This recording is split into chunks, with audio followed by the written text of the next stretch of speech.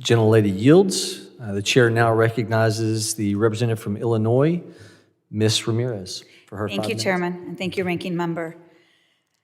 You know, it's our first oversight subcommittee hearing this Congress, very first one. And I find it really ironic that we're discussing waste, fraud, and abuse when you have an unelected civilian like Musk and Trump who are actually gutting every single tool that DHS has to actually address waste, fraud, and abuse. I mean, just think about it.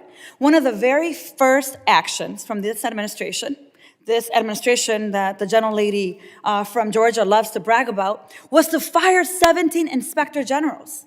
And since many of my colleagues seem to be confused about the role of an inspector general, well, let me go ahead and remind them.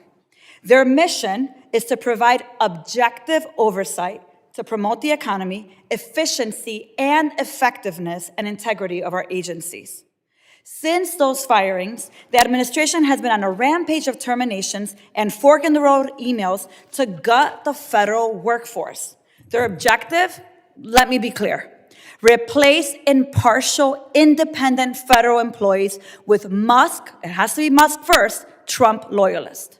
On top of all that, Trump puts a billionaire who, by the way, gets $8 million a day in government contracts, significant conflict of interest, I'd say, and numerous complaints and open investigations in charge of waste, fraud, and abuse. Come on, y'all.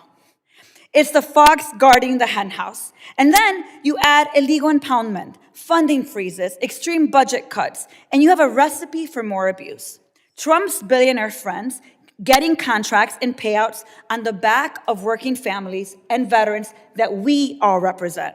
So you see how it's hard for me to reconcile that the chaos of illegal firings, the irresponsible handling of conflicts, the defunding of congressionally authorized services is a credible way to approach handling waste, fraud, and abuse.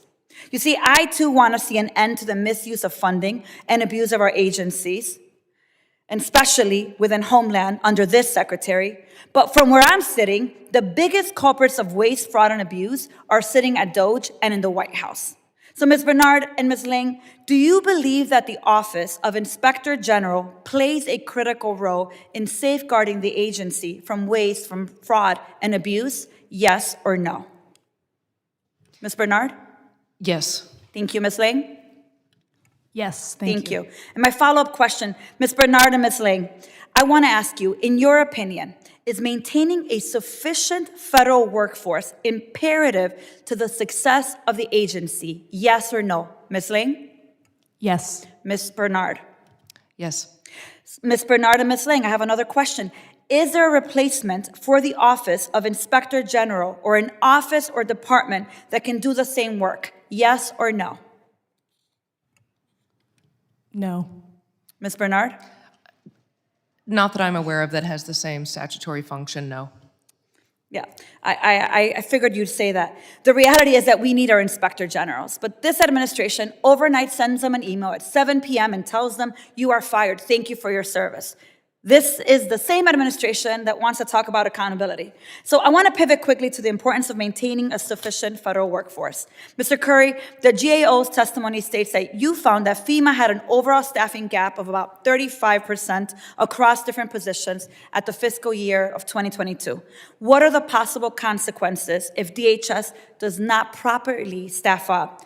Instances like disaster recovery and resilience. Well, quite simply, if the workload remains the same, which I think it will, or increase moving forward, they're not going to have enough people to do the job that they're asked to do right now, unless they are, their mission or their authorities are reduced in some way. So, Mr. Curry, we here say that we care deeply about the American people, our constituents. I have colleagues here that do everything they can to go after immigrants. But the reality is that this administration here is talking about cuts when we know that we need these funds for disaster recovery and resilience, and not having the workforce actually makes it impossible for us to be able to deliver those services. Let me close by saying this.